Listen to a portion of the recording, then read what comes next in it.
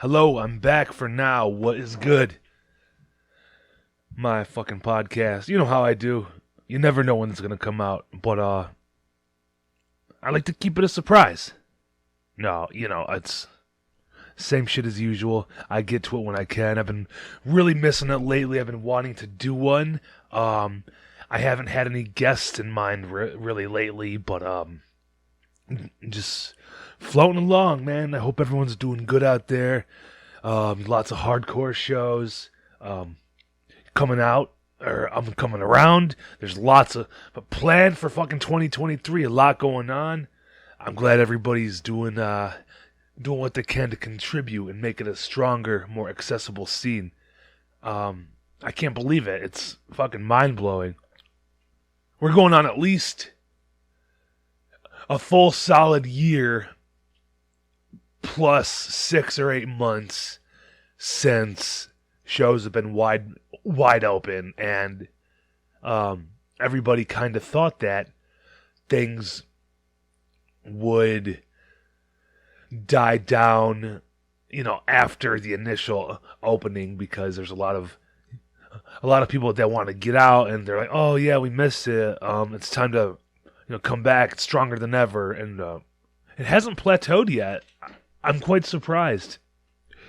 It's a good thing. I'm happy it has not plateaued, or just seems to be more and more new faces these days, and that's such a good thing for the scene, and I'm glad, and I'm proud, and with all these festivals everywhere, it makes all the bigger popular hardcore bands that can't tour more accessible when they are hitting these certain regions every month, or what the fuck ever. That's good. Like LDB looked like it was sick. FYA looked like it was super sick. Obviously. What other fests are there? That Hardcore Pride weekend that just passed, that was in Philly, man. That was a great one. Lots of good bands at that. We got Tied Down coming in June to Detroit, the B&B Fest in New York. It's just fucking shit all over the place, and it's great. Tsunami's been touring the entire United States the past almost 30 days. They're going to be here at Edgemen Printing in 2 days. Well, in 1 day. This is going to come out on Tuesday. So tomorrow, bitch, woo! Tsunami at Edgemen Printing. That's going to be so fucking insane. With D Block, a home show. One of the hardest bands, obviously. MH Chaos coming from Chicago. How lucky are we? Shout out to all the Chicago soldiers. I love all those guys. Mean Mug from Grand Rapids. And Open Wound, I believe. They're from fucking Ohio. It's the Collide Records people who are in part responsible for this show happening at Edgemen, along with the whole Tied Down crew. So shout out to everybody over there. I love it. I can't wait. Edgemen, fucking thank those people for having such a cool DIY venue. We got the Sanctuary and these other venues around here, but how DIY does it get in a fucking screen printing shop? You clear out all the machines, all the storage, whatever, and you put on a hardcore show for, I don't know, 300 fucking people, and Tsunami at that. They had higher security for this show. Woo-hoo! It's gonna be scary, but it'll be fun. So everybody mind their P's and Q's. Respect the place where the show is being held at. Everybody knows not to fuck around. They'll get handled real quick. Can't fuck with Edgemen.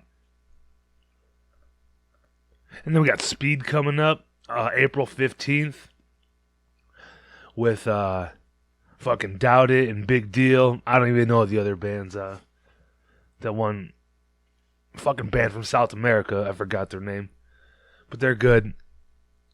Well, they were from South America. No, I think they live in Philadelphia. Who gives a fuck? What am I talking about? But this podcast, I thought it'd be cool. Maybe ask, or you tell some people on Instagram, like, hey, you give me a couple questions, a few ideas, something to talk about. And it worked.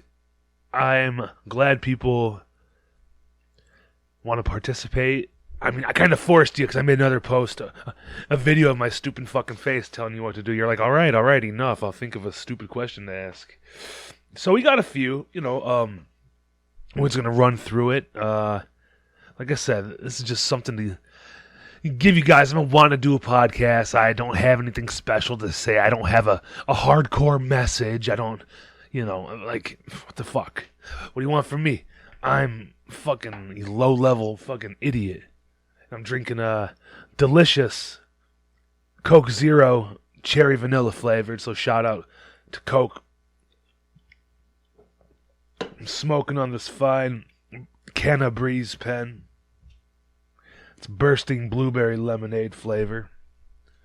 It doesn't really do the trick, but what are you going to do? Let's start off with some questions.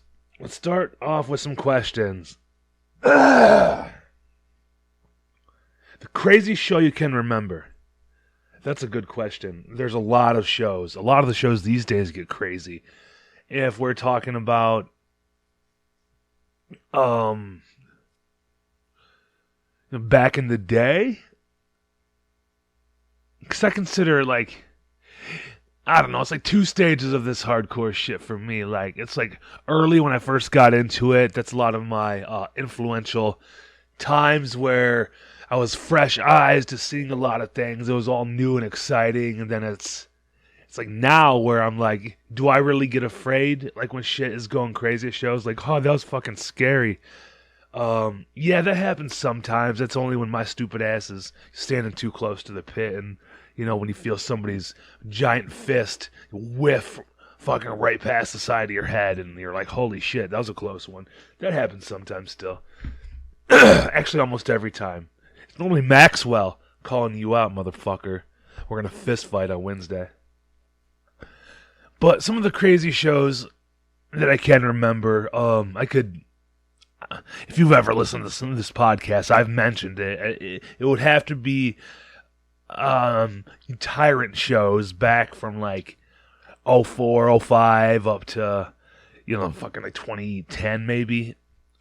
I don't know when they had their last show, but I didn't go to their last show. It was just, but like I said, I just want to remind you that maybe it was because I was so young and full of piss and vinegar that it seemed so much scarier, and because there was the people my age throwing chairs and fist fighting the fucking crowd and beating the shit out of everybody, or was it really any crazier than it is now? I think so. I think it was crazier because it wasn't just one person throwing a chair. It was fucking 7 people throwing chairs and fucking beer bottles and hitting everybody. Nobody was safe.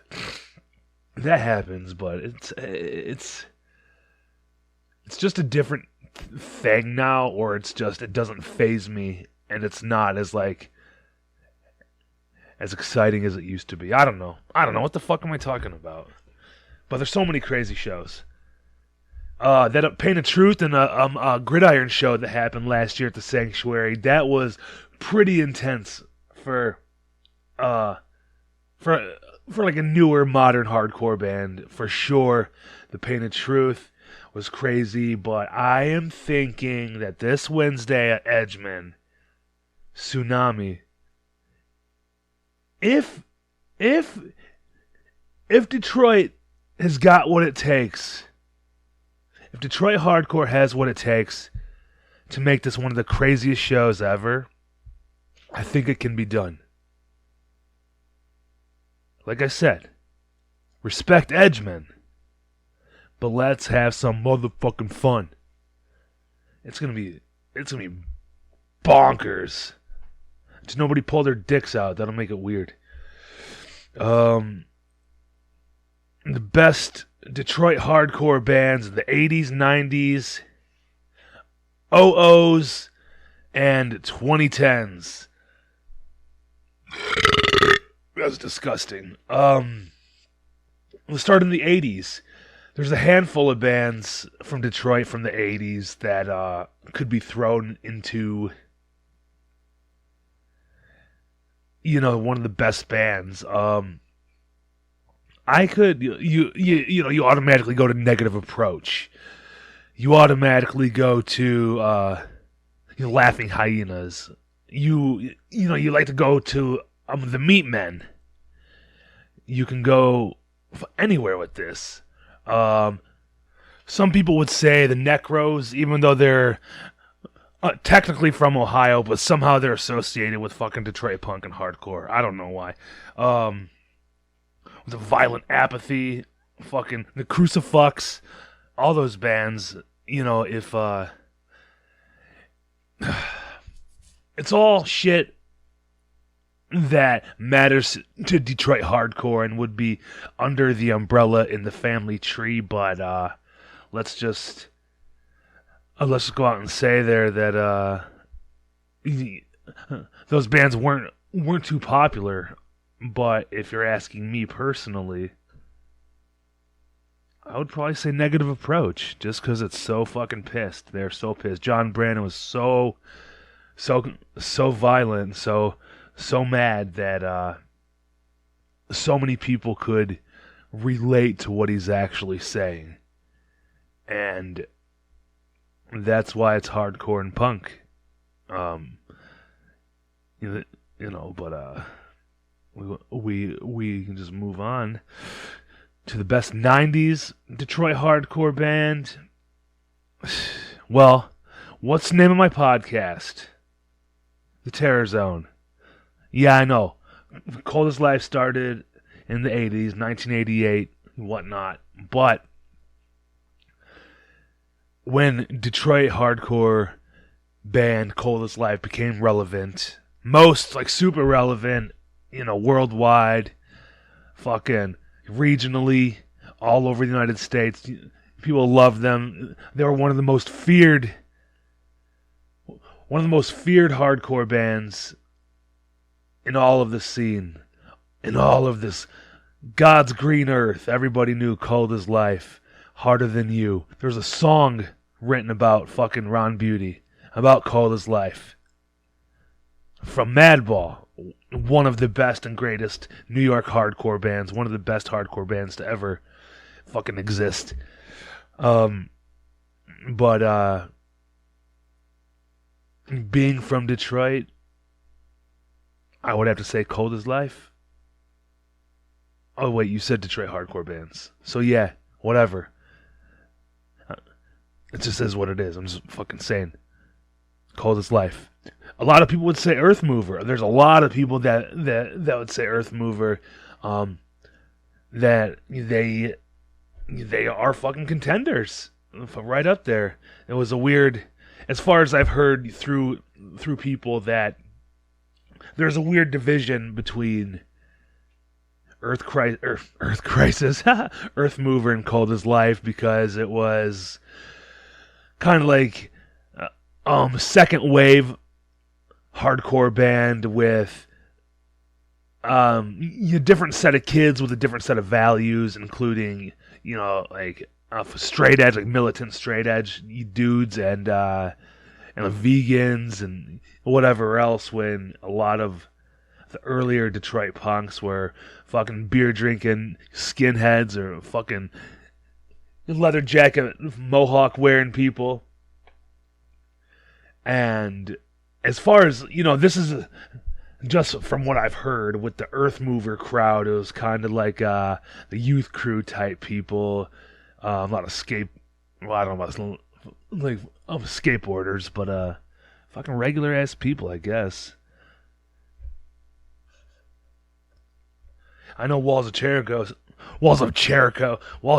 started in like 1998, but that band fucking doesn't even cross my mind, to be honest. They do big things. They they keep Detroit on the map in the hardcore, metal, whatever the fuck scene they participate in. I don't see any of those people at hardcore shows though, so whatever. But there was a lot of Detroit hardcore bands. In the 90s, you got fucking Pitbull. Shout out to Pitbull. I've been wanting to get some of those dudes on, because they're kind of underrated, to be honest. Kind of underrated. A lot of people, if you're listening to this and you don't know who Pitbull is. It's Pittbull. You can find their shit. I know it's on Spotify. For sure it's on Spotify. I know it's on YouTube. You can... I mean... They got... Okay, there it is. I'm on... whatever the fuck, Spotify right now. They got the Very Worst Of album with all their shit. They got some live songs, but there's about fucking 22 songs on that. You can listen to it then. Are You Digging Me? Woo! The last track. But that's on Spotify. So we went through the 80s and 90s and the 2000s. That's when I entered the scene in the 2000s, early 2000s. The glory days. The glory days. There's a lot of good bands. There was, of course, Let It Die. There was Tyrant. There was Death in Custody. Razzle Dazzle. The Detroit Birds. Who else? Coalition.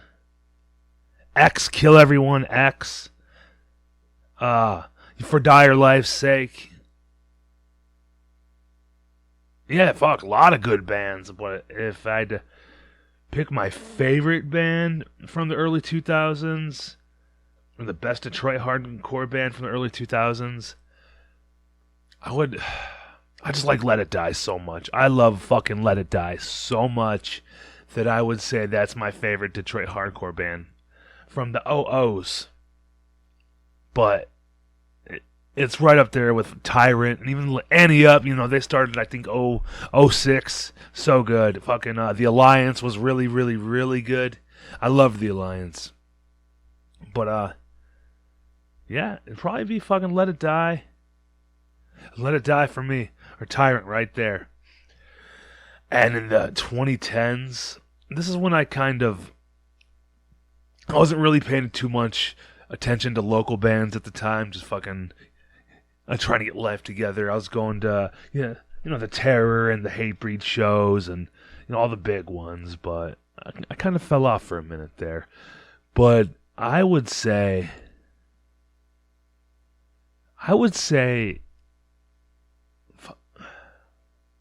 I'd go with like Freedom. Probably Freedom. I don't know when Kenny's band Retribution started, but I think it was around that time. But Freedom, Retribution, fucking True Love, all those bands are really good. But I really couldn't name any other, I suppose, right off the top of my head, because I had other things on my mind at the time. Now I'm saying I have to know more, but I just feel like I'm forgetting. I don't fucking know. Well, here's another question. How did you get into hardcore? I've probably said this before, but why not? For the fucking sake of the podcast. I started going to shows in 2003. I wasn't going to necessarily hardcore shows. The first show I went to, like, without my parents, like, cause I never went to like a punk show or anything like with my parents. I seen Ted Nugent, and then I went to like a couple Battle of the Band shows, like at the high school or what the fuck not, which is like your friend's garage band, and they can barely play, but everyone's thrashing around, jumping up and down, which feeling the energy, because the energy was there. And that is really, really, really what I liked. But then you listen to like whatever the fuck was on the radio, Limp Bizkit and Korn, and whatever you have access to, like early Sum 41 and shit like that, and then come 8th grade or so you start meeting kids with Descendants shirts on and H2O shirts and AFI and shit like that, and so you start hearing these different bands. Then Tony Hawk Pro Skater came out, then all of that shit, the Suicide Machines and Guttermouth, and I don't know. I think that's where I first heard the Vandals and Dead Kennedys was on there. So hearing all that stuff for the very first time was like, I really liked this music. And of course, it had already been around like 10, 20 years before, but, like growing up and not being exposed to it because I had two older sisters who listened like fucking Master P and Dr. Dre and like Brandy and Monica, shit like that. So I didn't know what it was until I started meeting kids that had come from different elementary schools to the middle school and high school. Then I remember seeing like a H2O shirt my friend Craig had on, and I don't know. I didn't really appreciate H2O till I don't know, probably 5-7 years ago. I just thought they were a little too soft and not very aggressive, but I remember falling in love with street punk, like the Casualties, the Unseen, A Global Threat, the Virus, shit like that. Like street punk, like crust punk shit. And then I was going to the shows on Dropkick Murphys and the Casualties. And that was very short-lived, like going to the punk shows. And then I heard Hatebreed. I heard I Will Be Heard. That shit was fire on the Perseverance album. Yeah, I know everybody. Death is a satisfaction of desire. Satisfaction is the death of desire. I'm an idiot. That is their greatest album, in my opinion, but I didn't know about it, so I get a fucking pass. And after that, I started listening to like heavier shit, and I went through like a screamo stage where I heard a Static Lullaby and Atreyu and Silverstein and shit like that. It's just fucking aggressive stuff, and you just don't know because you just never heard it before. But then I started working at my dad's store, and this guy, Don, shout out Don Armstrong, he ain't even in hardcore anymore. Fuck you. This is all his fault. He was making fun of me because I somehow found out about Throwdown. I had like a Throwdown hoodie on, like for myself, for my family. and he's like, that's not hardcore. That band fucking sucks. Even though he had a Raise Your Fist in the Air t-shirt on, but he was just one of those. He was a gatekeeper, but he didn't have a choice. He started showing me stuff. He had a whole big ass CD collection, Agnostic Front and Righteous Jams, Death Before Dishonor, Death Threat, all that shit. What else? Allegiance. I remember hearing them. Cast Aside, Outbreak, all that shit. And he was in a local band called Ambush. They only played like maybe 5 shows. But I went and seen his band, and Righteous Jams played, and the Detroit Birds and Razzle Dazzle, they all played. And it was amazing. It was amazing.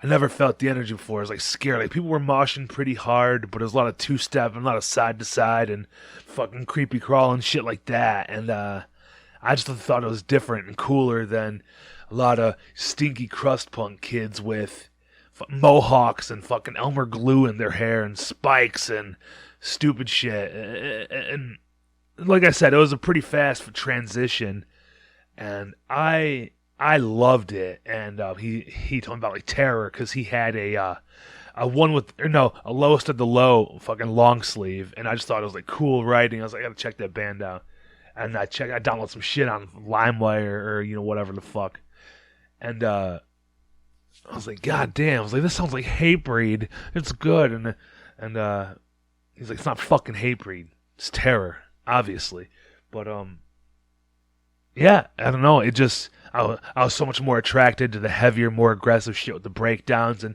seeing the hardcore dancing and just the lyrics about friends and family and whatever the fuck what hardcore lyrics are about. instead of about like Anti-Flag. I listen to them, which whatever they can preach their fucking political shit, but that got old fast for me. It's just I don't give a fuck. Listen to Against Me and whatever that fucking music is. So that's how I got into hardcore. Then I started going to shows. And, just local shows, like I said, The Alliance and Bloody Knuckle Combat, shit like that. And like CDC was still kind of new. They came from Pennsylvania. And Barricade. And just like hanging out with those dudes with the Port Huron guys. And fucking just meeting everybody and having this unique crew. Like we were fucking 75 fucking deep, dude. And it was so fun. Not really 75 deep, but we were mobbing deep. It was fun going down to fucking Toledo, then up to Port Huron, and then I went to a couple shows in Romeo, and just wow, man, it was just wild times. And from then on, just knowing you had a close group of friends, that a certain group of friends didn't last forever. A lot of people fade away and come and go and, whatever. I came and went and came back, and it's just, in the end, 15, almost 20 years later, still going strong. Everyone's going strong. I mean, a lot of people. I mean, let's say not a lot of people. Maybe 20%. Are still showing up, and that's what I love about it. You can show up to a show, 5, 6, 7, 8, 10, 12 months later, and you're pretty much guaranteed to see somebody you've known for a long time. You just walk up to give them a hug like the last time you seen them was yesterday. It's like, holy shit. And then you just catch up and you talk, and it feels so good to see people, to have like a reunion a couple times a month. And if it's the only time you get out, then enjoy it. Give your friends a hug, sing along, have fun. That was a long-winded answer of how I got into hardcore. So, on to bigger and better things. What's the best pizza spot in Detroit? Let's go. I'm going to change it. Okay, we can do Detroit. Since Tied Down's coming, we can just go that route, things around Detroit, because a lot of people are probably going to stay in Detroit. If I was to go to Detroit, God, it's so hard. I can't even think. If I was going to go in Detroit, I would probably, brother, I'm sorry, I should just edit this out. I can't even think. My brain is shorting out.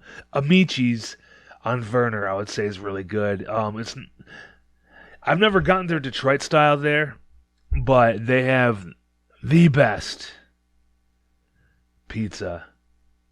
In my opinion, it's really good crust. Some might call it a little too soft. But if we're talking Detroit area, I mean, well, there's a couple Buddy's locations, but if you're in Detroit, go to the one down there. You got fucking Nicky's Pizza. That's really good.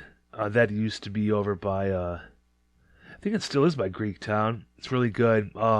One that's really popping these days, a lot of people in the hardcore scene recommend, is Pie-Sci Pizza. It's because they do, I think they do some like vegan shit there, and it's a friend of, in the hardcore scene, so it's well supported. They got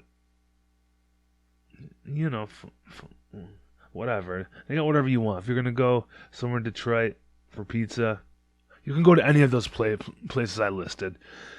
But still, there's places that aren't too far from Detroit where I go. My go-to is BC's Pizza in Lincoln Park. They do round and square. Like party trays. They do half party trays. It's like 12 big ass slices, or you can get a big one. 24 slices.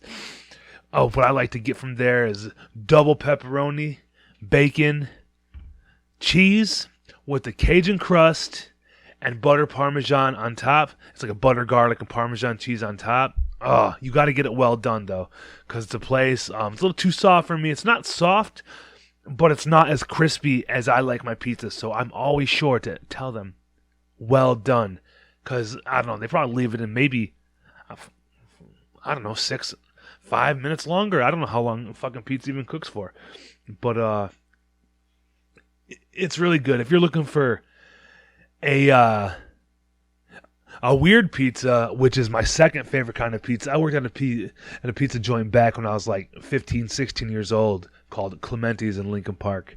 They had a seasonal pizza. It's called a sauerkraut pizza. It sounds crazy, but it has sauerkraut obviously, but the way they cook they saute the sauerkraut in bacon and onions, and they cook it all together in a pan before it goes on the pizza. So then they do just a regular dough, it's a thin crust. They put a little bit of pizza sauce, and then they put the cheese. Okay, they put the cheese first, and then they put piles of sauerkraut and bacon and pepperoni on top, and then they sprinkle a little bit more cheese on top, not a lot, just enough to fill the gaps in between the fucking sauerkraut and pepperoni. And then they bake it. Oh, it's so delicious. It sounds crazy. It's a place called, I don't know how to say it. I think it's Foggias, Foggias. It's in Southgate, Michigan. If you ever are out that way, Foggias, I don't know. But it's actually inside of a racket, like a racket court building. There's like volleyball and basketball. It's been there for 1,000 years, so yeah, you got to get that shit there. Another.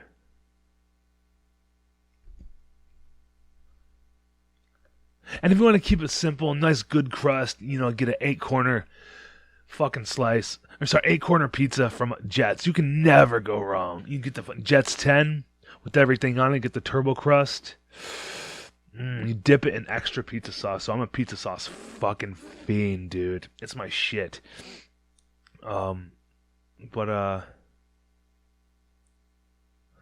Whatever. Next question. What is your favorite non-hardcore artist? Oh my god. You guys will probably laugh at me, but if I'm not listening to hardcore music, it's going to be some good old-fashioned Sublime, probably. I listen to Sublime a lot. Like, you're like, what a loser. You like Sublime? Yeah, I like Sublime. Fuck you if you don't like Sublime. How about that? They were one of my bigger influences on getting into punk, alternative music. They got a special place in my heart, and they're really good to listen to while on mushrooms. Don't tell anybody. Sublime, I don't know, dude. I like to go back and I like to listen to if I'm gonna put on some punk music or something that's not, hard rah hardcore, it's gonna be yeah, like a classic Dropkick album, like the Blackout or Do or Die. You can never go wrong with that. My favorite person / band you ever interviewed, and why? One of my favorites was, I'd say, Zach from Flint. He was just a figure in the Detroit hardcore scene in the 90s up until like the 2010s era. He was, I think, the most honest conversation I've ever had without glorifying the shit that he's been through and the things he's done and what he's done to survive. I I don't want to say it was inspiring, but it goes to show that people can go from one extreme to not so extreme. You know, it's not about like growing up or really maturing. It's probably more about, you know, controlling your emotions and being able to deal with things without violence.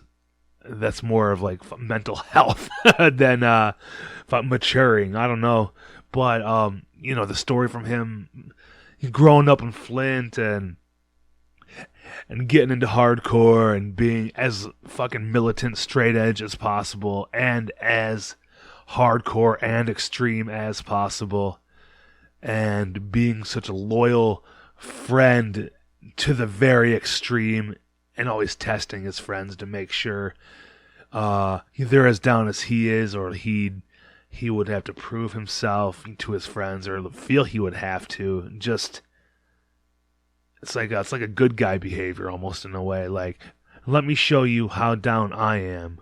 Will you accept me? Which I understand. A lot of us probably understand that shit. And then him having to move away, or, you know, to Salt Lake City to get the fuck out of Detroit. He said either move away or kill himself, you know. There's only two options: get out of Michigan or fucking die. And shout out and big props to him for doing what he had to do, you know. And now he's a barber, he's a father, doing really well, which is great to see. You like to see people come out on the other end of a negative upbringing, to say the least. But if you want to go back and listen to that, it's Zach from Flint. God damn, I don't even know his last name. I forgot it right now. But shout out to him. Things to do that are fun to do when not at a show: barbecue, weed. Us barbecue, good weed. Someday have a live podcast. I'm in. That's from fucking Jim Davey. Schmo, shout out to him. Yeah, we should do a live podcast at a show one day. I don't know what show, but I feel like it would be so hard. And the other weird thing I think would be weird is like people would just be standing there listening. I'm like, this is fucking strange. Like, if you ever see me at a show, I mean, I talk to a few people, but I'm not so social. I'm not fucking jumping up and down and talking to everybody. Listen to my podcast. Did you? Oh my God. I don't promote it in person. So I don't even like acknowledging that I have a fucking podcast. It's weird. Like, it's not, you know, it's not some fucking big top shit, but it's just like, yeah, I just do it for the fun of it. It'd be like talking to somebody about, I don't know, crocheting. I don't know. It's like, yeah, just do it. I don't want to talk about it. No, but I think a live podcast would be cool at a cool event. Like, if there was any, like, Tied Down would be cool, but I feel it'd be too loud, and I wouldn't want to miss anything. That's what I'm afraid of, is like missing shit, or having to run up to the stage and fucking run back and schedule conversations in between. That just sounds more of a job, but I'm up for the challenge one day. We'll see. But you got a barbecue, Jim. Yeah, smoke some food, smoke some good weed, and fucking live your life. Summer is coming for you. It's gonna be great. And we'll get together too, have a pool party. I'll smoke a brisket. I'll smoke a fucking couple chickens. We'll make some baked beans, macaroni and cheese, potato salad, loaded potato salad with bacon and cheese. Oh shit. Make some fucking like I said, some buffalo cauliflower for the vegans out there. Give me some vegan beans. There you go. Oh, shit. What were some of your favorite memories from back in the day of hardcore and the new age? Some of my favorite memories involve violence and people getting hurt and people getting intimidated. I'm not saying those are good things, but it's funny to look back. on the kind of fucking terrorists that my friends and I used to be. It's like, and it wasn't cool. I'm not saying it's cool. It's just good memories. It's like your good memories of staying up till 6 a.m. like doing coke and fucking drinking beer and being all paranoid and fucking freaking out. You're looking out the window for 3 hours at a time. Like, it makes my stomach turn. But those are some of the best times I ever had in my life. But no, just all of the violence was so intriguing back then. Maybe because I was just a hurting young teenager. Maybe I had an ego and a pride problem. I don't know. Maybe it's the only way I felt like I can get out my pent up aggression from hating my home life. I'm not saying I was beaten or fucking molested, but who likes their home life at 16, 15, 17, 18 years old? I don't think anybody does. But yeah, just fucking getting into fights and terrorizing people, you smoking weed, and fucking drinking and hanging out with friends, and going to get food at some sort of diner afterwards. What was better than that? Like meeting new people, and or it's like you and your friends are moshing, and then you meet some other kids who came up from fucking Toledo, and they're moshing hard, and somebody's being an asshole to both of you guys, and you guys decide to band together and beat the fuck out of whoever was fucking with one of you guys. We swarm them, you teach them a lesson.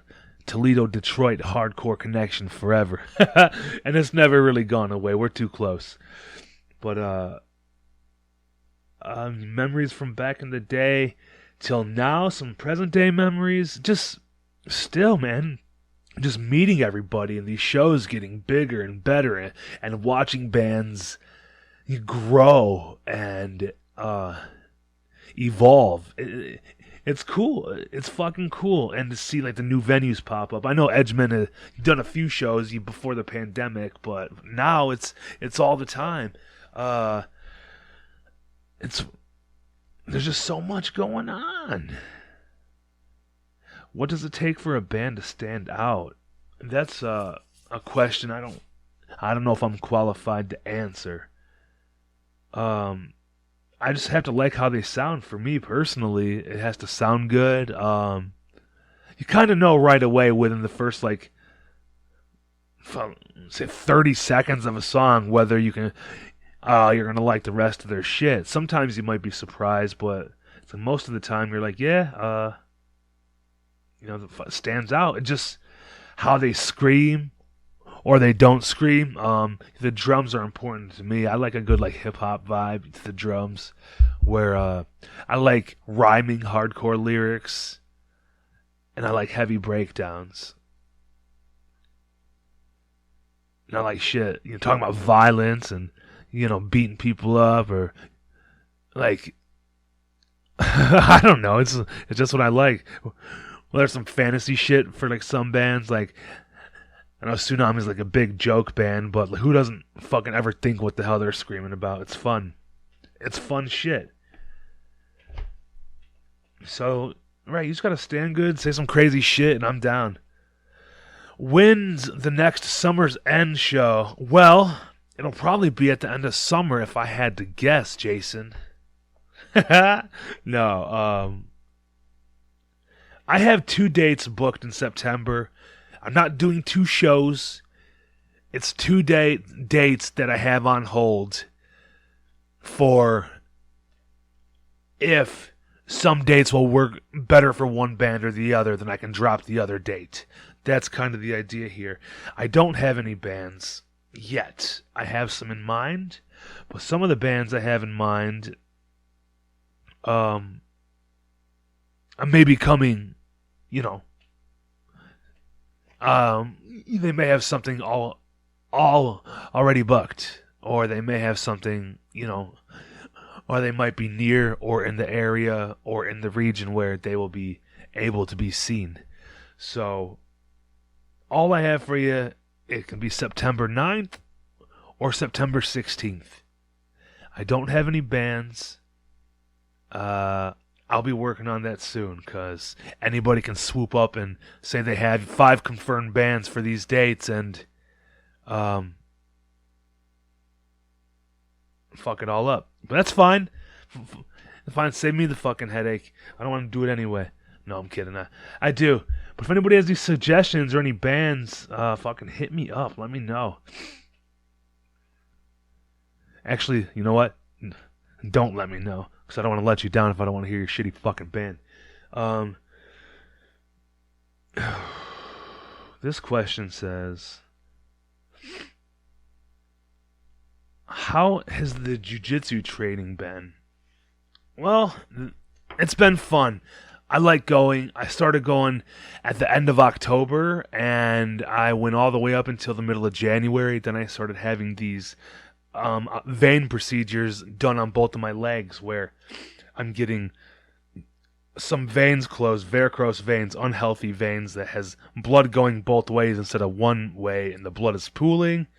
And they are doing it with a catheter and some sort of radio frequency wave shit, where they put the catheter all the way up. It goes almost to my fucking balls, like through my leg. And then they pull it down slowly, centimeter by centimeter, and they zap the vein closed. They close it so no more blood flow can get to it. And then the vein will eventually be swallowed up by my body. It'll kill it. And that's just been taking a lot of fucking time. It's the middle of January. My first day back to jiu-jitsu was last Tuesday. So almost 2 fucking months. And then I had another vein literally pulled out of my leg from like the middle of my thigh down to the top of my knee. About a good 9 inches of vein pulled out.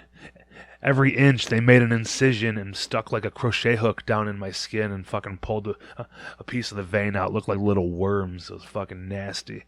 And they have to finish from just the top of my knee down to the bottom of my knee and like a little bit down like my shin. And I'm getting that done in a week and a half. 2 weeks. I said they had to save it for after tsunami. Hey! So yeah, jiu-jitsu's been cool, man. Fucking learn a lot of shit. If anybody's ever interested, like I said, you gotta hit me up. It's in Southgate, Michigan. There's lots of jiu-jitsu places. The one I go to is, it's, some people would say it's different. If you do sport jiu-jitsu, you'd say it's different, because we involve striking, kicking, punching, fucking headbutts,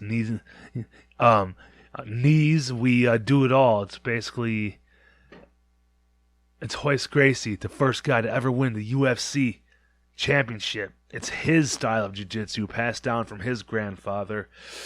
And a lot of people would also say, well, MMA has evolved so much, and is jiu-jitsu so different now that he'd get his ass kicked. Probably, but we have MMA trainers that have been doing this shit for fucking 25 years. And they're still training. And they know what's up. And they've evolved. And it's really cool, man. You get to learn a lot of cool shit. What I like best is learning takedowns, like hip tosses and like trips and shit like that. I'm not into fucking into a double leg takedowns. I like single legs. I like ankle picks, but double leg takedowns, fucking hard on my knees. Hard on my knees. But it's great. It's a lot of fun. It makes you feel like you're doing something rather than lifting weights and putting them up and down. A lot of people love that. That's great and shit, but I get so bored. And actually learning something hands-on with a room full of other people, and at the end of the class, we get to, spar, free roll, whatever you want to call it, open mat, where we actually get to work on our techniques, which I'm just a fucking pussy ass fucking white belt. I suck terribly. I get my ass kicked by 150-pound, 25-year-old kids. They beat the shit out of me. 10 years younger, 10 years faster, 10 years stronger. It's hard, but it's a great challenge, and I'm I'm glad I'm doing it. It would be cool if I had some other friends in there, because I'm a little uncomfortable. I mean, there were some people who I just don't know, but I like everybody. But, in a room of 15 people, you're probably not going to like everybody. So it is what it is. Other than that, hardcore. Those are all the questions that I got. So I'm glad I can answer some of them. It was fun to chit chat for a while here all by myself. I want to have some guests on soon. I don't know who, but I may have. I went to a show in Connecticut last week. I went to see Death Threat and 100 Demons and Mind Force, and I may have somebody from that weekend on my podcast here very soon. We just got to make it work. I'm gonna find a date that works, and I want to get that out as soon as possible because I'm very excited to do it. And this has lasted longer than I expected. We're going on 51 minutes of my stupid fucking rambling ass. If anybody listened to this entire thing, I appreciate it. If you like what I do, share it. If you don't like what I do, don't listen, don't share it. It's cool, but put a gun in your fucking mouth and pull the trigger, okay? No. No, I can't. I love doing this. I wish I could do it more. I wish I was more consistent. Half of it's my fault for just being fucking stupid and lazy, and the other half is life is very busy and complicated. So, I say this every time. I wish I could do it more. Then fucking do it more. If you want to be on my podcast, hit me up. Hit me up. If you want to be a fucking co-host once in a while, you want to be once a month fucking co-host, I'm down for that. I got some people in mind that would be fun to hang out with once a month. Other than that, go to shows, support hardcore, support other hardcore podcasts, support hardcore media and videos, video content creators, and all of the above. It's a new era. It's a new age, and this shit ain't going away. Hopefully it'll just get better from here, and shout out to everybody who listens, and shout out to fucking Detroit Hardcore. Shout out to Edgeman Printing. Shout out to your mom for being a slut. Shout out to that. I don't know. I got nothing else. Have a good one.